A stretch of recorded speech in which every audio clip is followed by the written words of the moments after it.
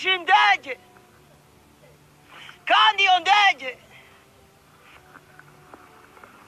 kiriya kirere mureba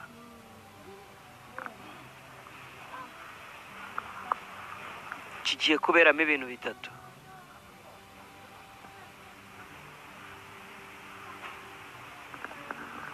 icya mbere, isi igiye guhura n'iyindi si.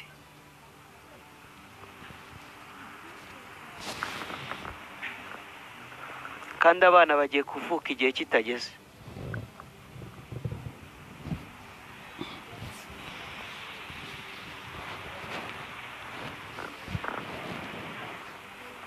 inka ntabwo zizabira, zizarira.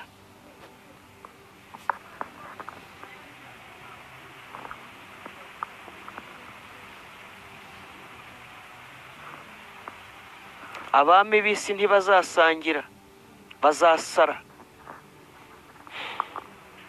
isi icukurira umuzima ataranahagera. n'isi icumbikiye abantu bifitiye imigera.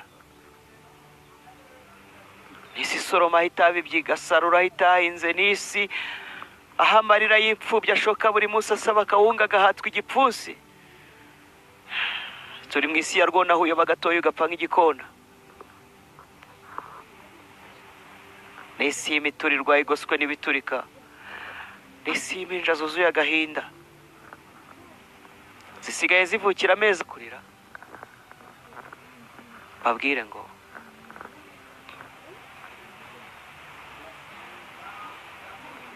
umuvumo ni umuvu.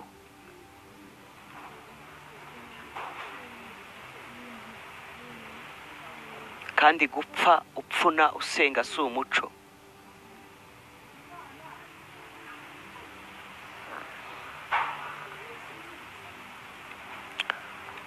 umuvumo ni umuvu.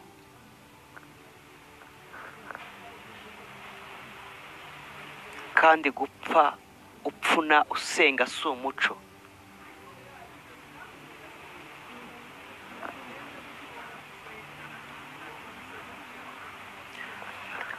kurya ubuki ugahaga ukabumena mu ruhavu ntibikugira umwami wo kuba mu kinyago.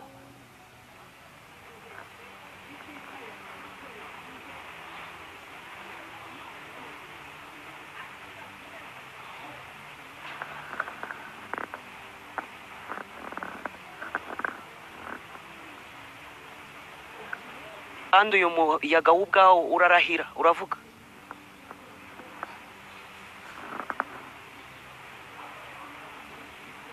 umuyaga urotsa, umuyaga urarya, umuyaga uranywa, kandi unywa ibitukura, kandi ni umuyaga ukunda inyama.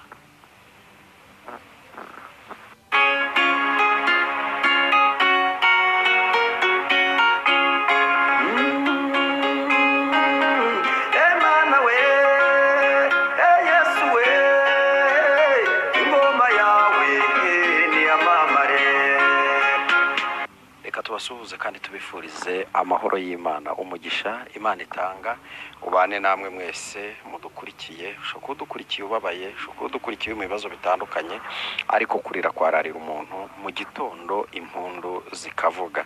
Ni Imana y'abariho rero, bisobanuye ngo n'abari mu bibazo n'abari mu ngorane irabizi neza kandi izi ko hari ikigomba gukora ku buzima bwabo. Ngayo nguko twongeye kubana n'umukozi w'Imana nk'uko mwabinsabye mukampamagara muri benshi. Ntabwo byanyoroheye, ntabwo byanyoroheye, ariko Imana yibibizi ko ishobora kuduhuza. Kubw'amahirwe y'Imana rero twahuye, ubwo ngubwo amadeni yanyuma ndi kugenda nyavamo cyane cyane. Ni wa mukozi w'Imana Zakayo, cyangwa se usanzwe azwi ku izina Mbeba y'Inzungu. Buriya wari uzi ko hari amazina yadukujije, yenda ashobora kuba n'umuntu yayumva kumva na amazina asuzuguritse, ariko uyu munsi wa none abantu bakaba banezezwa no kuyumva. Niyo mpamvu mba ndirengejeho umaze gukizwa wiswe Zakayo. Mbere yaho witwaga Mbeba y'Inzungu kiri umusitari w'isi. Na mbere yaho garayandi nitwaga Njogori.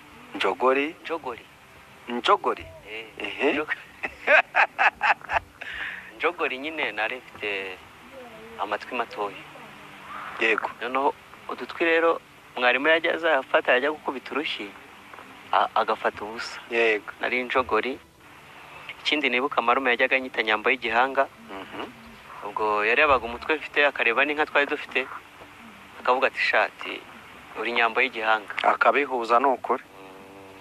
ariko ndashima Imana kandi namwe mukurikiye Imana irahari TV. Imana iduhana umugisha kandi ndashimira Imana nyine ko ndi muzima ko kandi Imana impaye ubuzima. ndashimira Imana rero ko ari umutunzi w'imbabazi. amen. ndashimira Imana ko Imana yankuye mu byaha. ndashimira Imana ko Imana yangiriye icyizere ikampa ubutumwa bwiza bwayo, ikampa impano z'umwuka wera, ikampa impano y'ubuhanuzi, ikampa impano y'ijambo ry'Imana. rero nishimiye kongera kugaragara ahangaha, ariko ntabwo naje imbokoboko. yego hari message Imana yampaye igenewe ubwoko bw'Imana. Imana iduhana umugisha. amen. urakoze cyane, kubera ko rimwe na rimwe njya nkunda gukorana n'abantu ibiganiro, hakaba abantu bakomeza kunyandikira bambwira ati duhe nimero z'uyu muntu, kandi umuntu yazivuze dusoza ikiganiro. wanyemerera, ni njye ubigusabye, abadukurikiye babyumve, ni njye ubimusabye, ukabanza ugatambutsa nimero ya telefone. Erega hari umuntu ujya hano kwa aya macano agiye gushaka umukozi w'Imana gusa, mbese ibyo yahavugiye atabishaka, ahubwo yumva yifuza kuhabona umukozi w'Imana akamuvugisha. wanyemera ukanzu kwetambutsa. ndabizi ko bigoye. nimero yanjye ndayibaha. ariko jewe nimero yanjye igira kondisiyo zayo. yego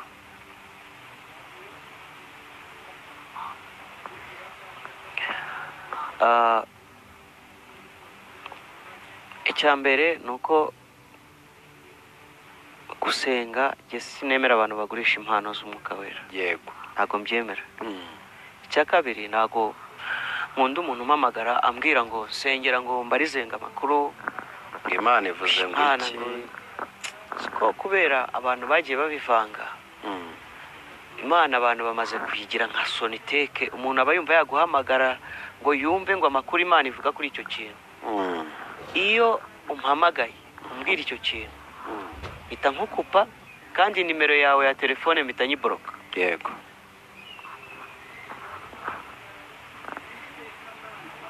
ako kanya mpita nyiboroka. jewe nkunda umuntu umpamagara gusa akambwira ijambo ry'ihumure, dusenga buri wa gatandatu guhera saa 2 za mu gitondo kugera saa 1 z'ijoro. ariko abo twasenganye ndabashimira ku wa gatandatu. ikiganiro twakoze ubushize arimo babyumvise, nkuko nari nabivuze, bampamagara ku wa 4, ku wa 5 barambwira tuzasengana. noneho mbona abantu bazaba benshi ku wa gatandatu. yego guhera mu masaa 7 mvuye gucyura umwana ku ishuri ku wa 5 mfata umwanya wo gusengera ibyifuzo by'abantu. noneho umuntu yarampamagaraga ati shyira ku rutonde, nkahita mubwira nti uri mu mwanya wo gusenga. ikindi, mujye mumfasha mube muri mu mwanya wo gusenga. Imana uyiha agaciro, Imana uyiha umwanya muri wowe. Imana itandukanye n'ibitekerezo bya muntu we. Imana itandukanye nuko tuyitekereza, nuko tuyifata. kuzi kumva umuntu aguhamagara ari mu isoko Kimironko ngo sengera.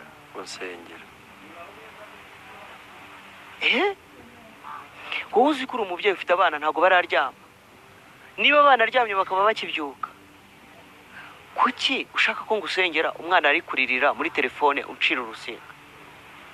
connection yanjye urayikupa.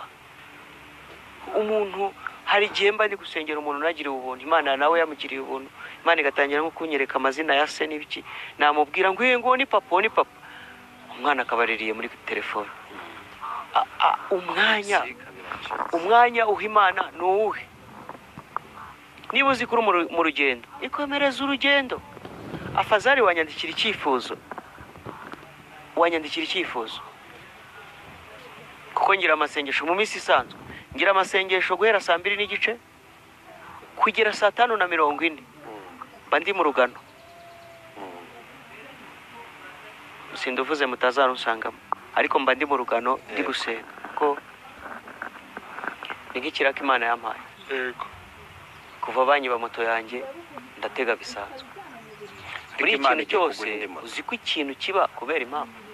Imana igiye kuguha indi moto. Wumve, iyo njyanye umwana ku ishuri Igikondo, ngo tubyuka 10:20 za mu gitondo, uva hariya utuye ni ukuvuga ngo Indera Musave. ishuri Urani muri Musave ukajya Igikondo muri Kibenga aho.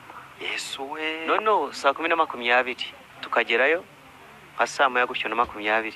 Ngewe hari n'abantu tujya duhura kaho gatesi umuntu muri nge mba nifite biriya yanjye mu ntoki nimanukira wagira ngo mbe ngo muri nibature, agenda nkicarira aho hantu.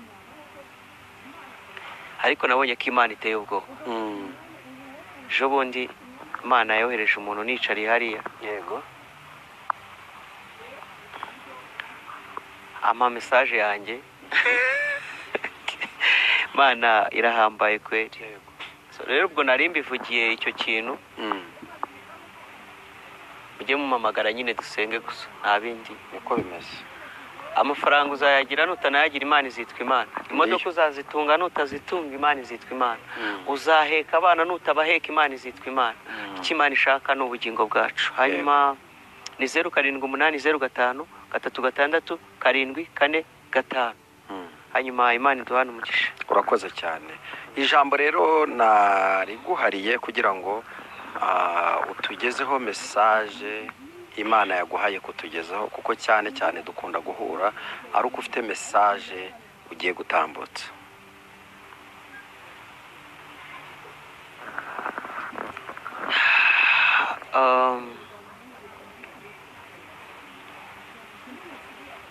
Ndasaba Imana iyi message abantu bagiye kudukurikirana bayumve.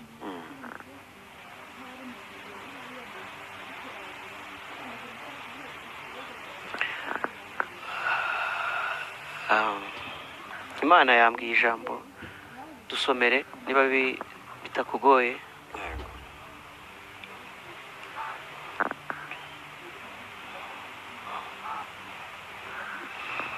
Dusomere Imigani igice cya 29 ku murongo wa 6. Umurongo wa 26. 29 ku murongo wa 6. Umurongo wa 6. Mu gicumuro cy'umunyabyaha harimo umutego ategerwamo, ariko umukiranutsi arishima akavuza impundu.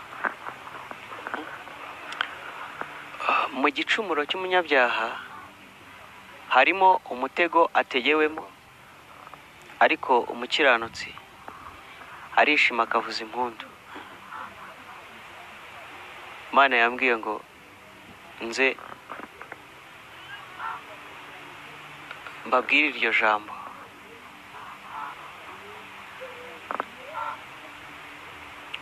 Irambwira ngo nimara kuribabwira ndire. Yesu.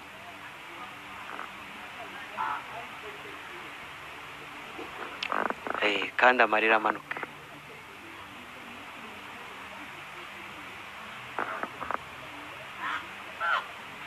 Imana idutabare.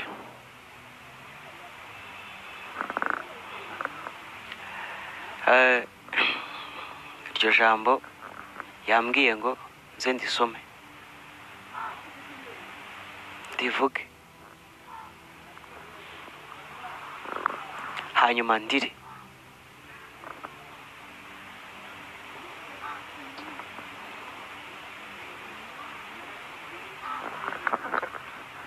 Rero muracunga ku maso yanjye, amarira nyine aramanuka.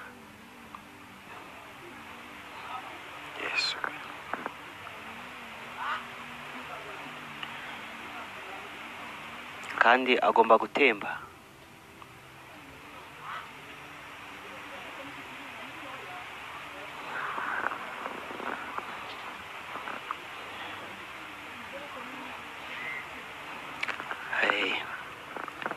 Mana yambwiye ngo nze mbasomere iryo jambo, nindangiza ndire. Irambwira ngo nimara kurira babwire ngo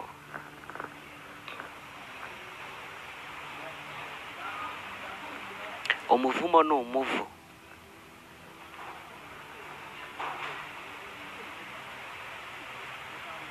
kandi gupfa upfuna usenga si umuco.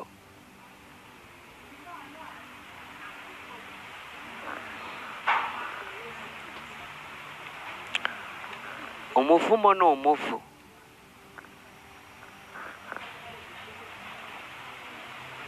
kandi gupfa upfuna usenga si umuco.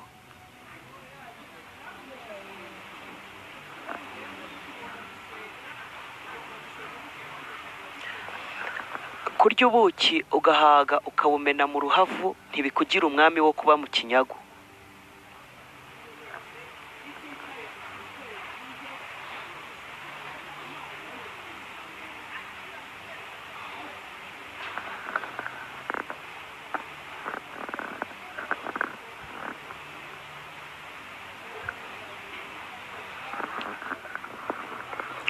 Kiriya kirere mureba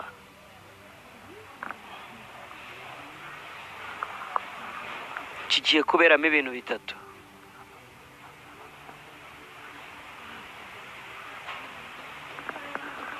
Icya mbere, isi igiye guhura n'iyindi si.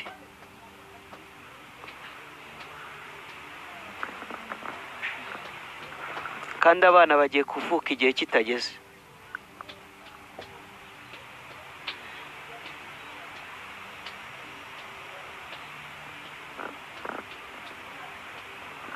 Inka ntabwo zizabira, zizarira.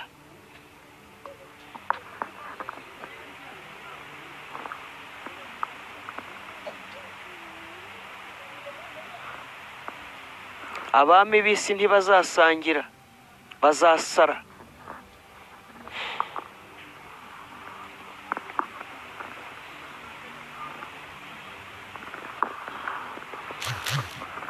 Abubakisha urwondo inzu zabo zizagwa.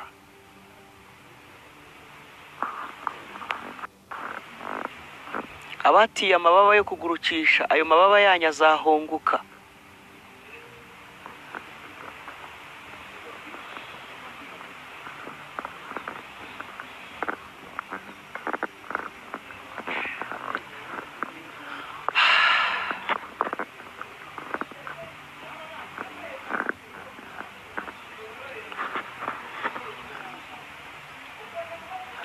Icya kabiri kigiye kubera muri kiriya kirere, kiriya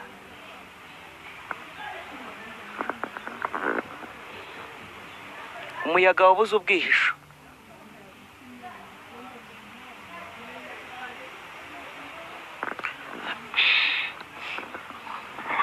Ariko si umuyaga usanzwe, ni umuyaga wotsa.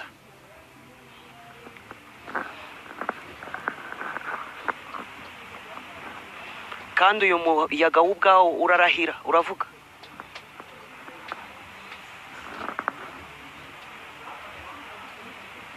Umuyaga urotsa, umuyaga urarya, umuyaga uranywa, kandi unywa ibitukura, kandi ni umuyaga ukunda inyama. Ni isi nyine, ni isi ikubita uwakowe ku manywa y'ihangu. Nisi ikura amenyo umugabo akaba amapengu. Nisi y'umukorogo kanyanga mu muhogo. Nisi ifata umusore ikamuvuna umugongo. Nisi icukurira umuzima ataranahagera. Nisi icumbikiye abantu bifitiye imigera. Nisi soroma ahitabi byigasarura ahitahinze. Nisi aho amarira y'imfubyi ashoka buri munsi asaba akawunga agahatwa igipfunsi. turi mu isi ya rwona aho uyoba gatoya ugapfa nk'igikona. N'isi y'imiturirwa igoswe n'ibiturika, n'isi y'impinja zuzuye agahinda, zisigaye zivukira amezi 2, zisigaye zivukira amezi 3, zisigaye zivukira ukwezi kumwe, ibinini biri mu kazi.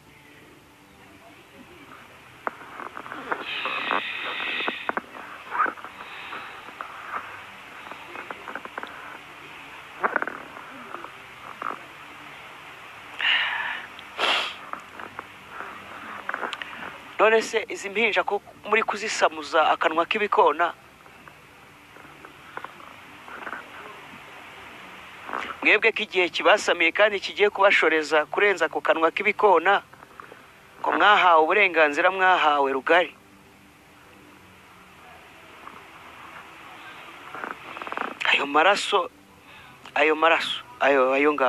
ayo ngayo wese ntubizi, nawe urabizi.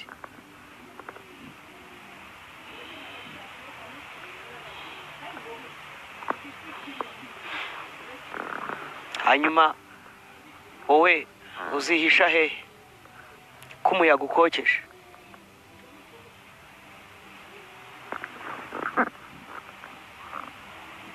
Turi mu isi ya rwona aho uyoba gatoya ugapfa nk'igikona.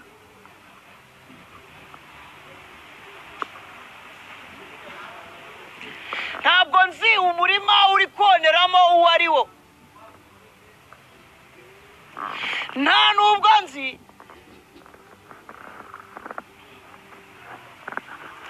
icyanzu waciye mujya kona.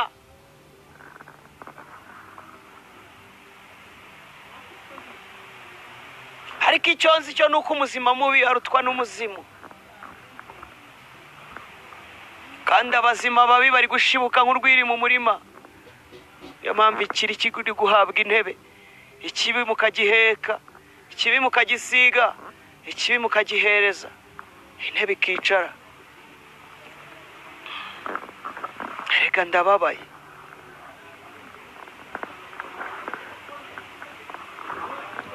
Niyo mpamvu umushumba gito aragiye umukumbi w'intama hejuru y'impanga, ariko ku munsi w'amakuba wa mushumba gito we uzahembwa kuba kabungabunga.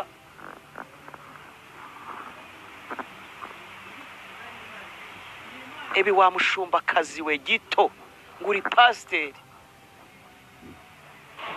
ntabwo nkuvuza amazina, ariko amazina yawe do yanditswe mu gitabo cy'urupfu kuri izi mbuga nkoranyambaga. Uriho wuzuyeho ibitambaro mu mutwe, ibindi mu gatuza.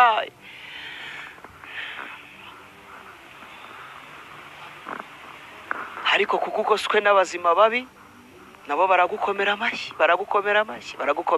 ariko Imana iri kurira. Siriya ngo uri gusenyera amarira y'abariya abana, amarira y'abariya abadamu. Do nabibonye iri joro, nabyitegereje. Haje indege yaje mama pasiteri mushumba we.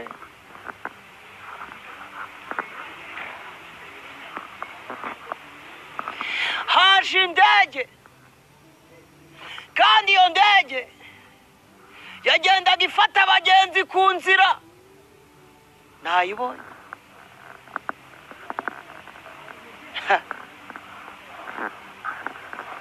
Mama pasiteri, indege yagusize ku nzira. Ushinzwe kwinjiza abagenzi mu ndege yakubwiye ngo wowe ntabwo uri umugenzi, ntiwemerewe kwinjira muri iyi ndege, wasigaye. Ariko ikibabaje nuko aho wasigaye watangiye gushongera aho wari uhagaze, kandi wari ugoswe n'ibikapo byinshi by'ubutunzi wari warasaruye mu bantu. Ibyo bikapo wabisize aho wari uhagaze ku muhanda.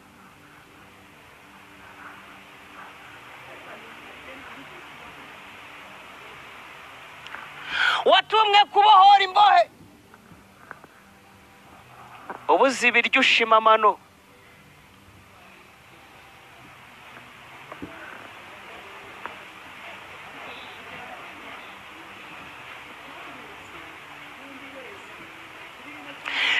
gituma mu gihe cyo kwicara uzahagurutswa.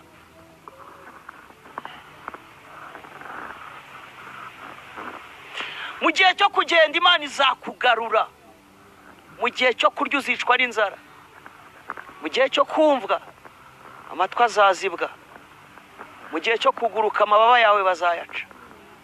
Kutigeze wubaha Imana yaguhaye ubutunzi burokora benshi, ahubwo ubwo butunzi ukajya kubunyanyagiza, bugatorwa n'ibisiga, ugatorwa n'inyoni hariya mu muhanda ku gasi.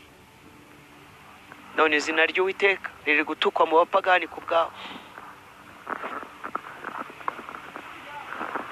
Ariko Yesaya 50:16 bavuga ngo iki? Nako Zaburi 50:16.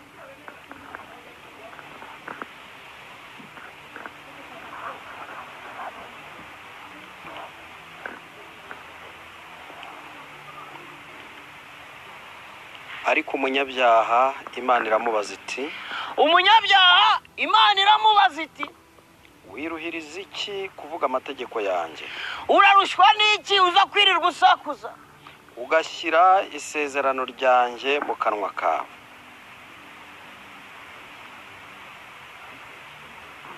Indege yagusize nta sezerano ufite, kandi ifatiro zose wari wishingikirije zirasenyutse. Ugiye kujya mu bitaro bya nyabyo, ugiye kwiga uko abarwayi barwara, ugiye guhinduka umuganga kandi wagiye ugiye gusura igitanda uko bagisasa. Cyakora Imana izagusigariza agace gatoya kuko wigeze kuyikomera amashyi. Ubugingo bwawe izaburinda ariko umubiri uzababara.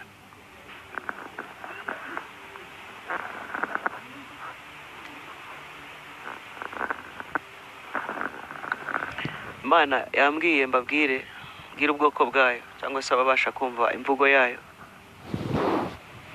ngo muha agaciro igihe kandi muha agaciro igihe.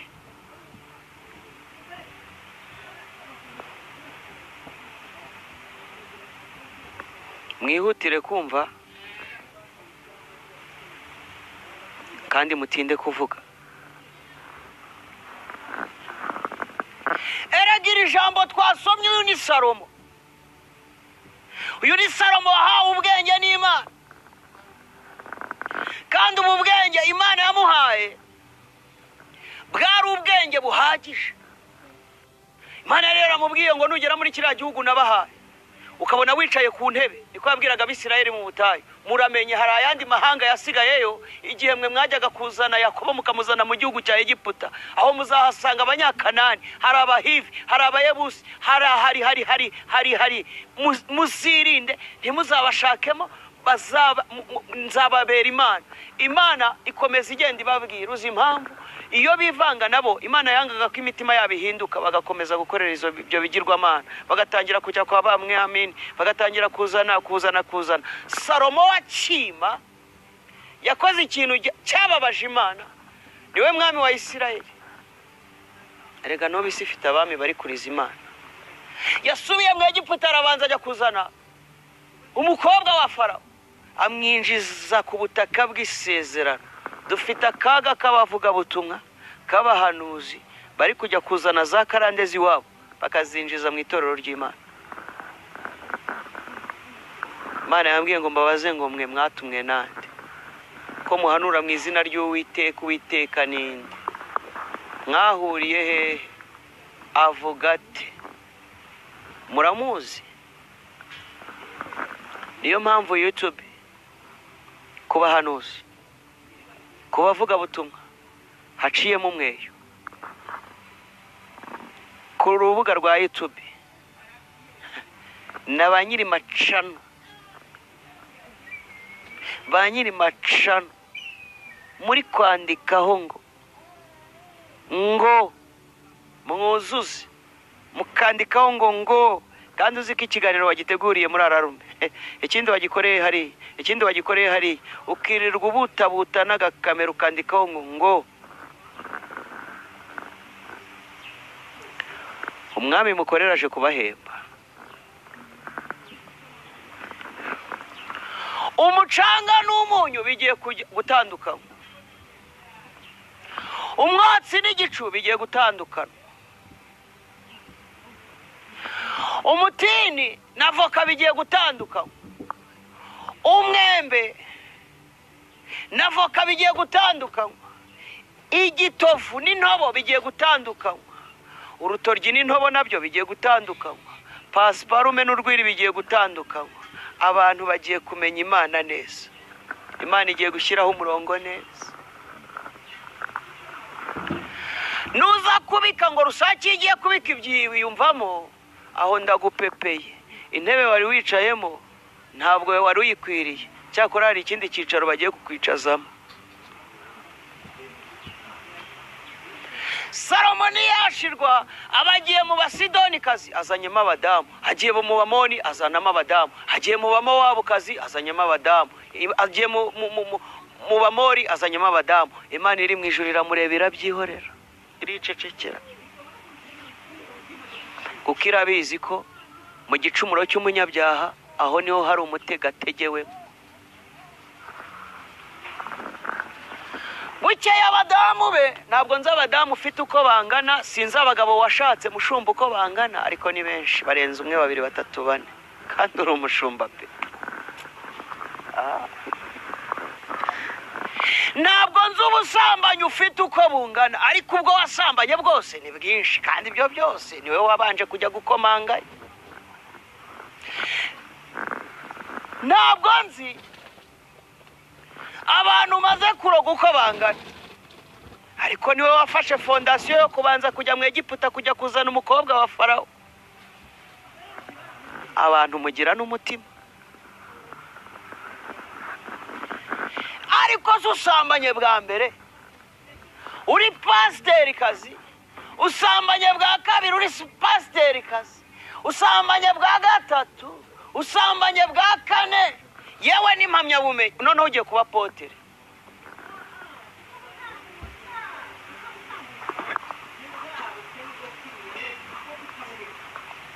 Reka nkubwire, umuntu wese uhinga umutini niwe uzarya imbuto zawo. Amen. N'umuntu wese uhinga igitovu niwe uzarya imbuto zawo. N'umuntu uri mu cyuzi uri kuroba ifi, iyo fi niyo azarya, ariko hari n'uzaroba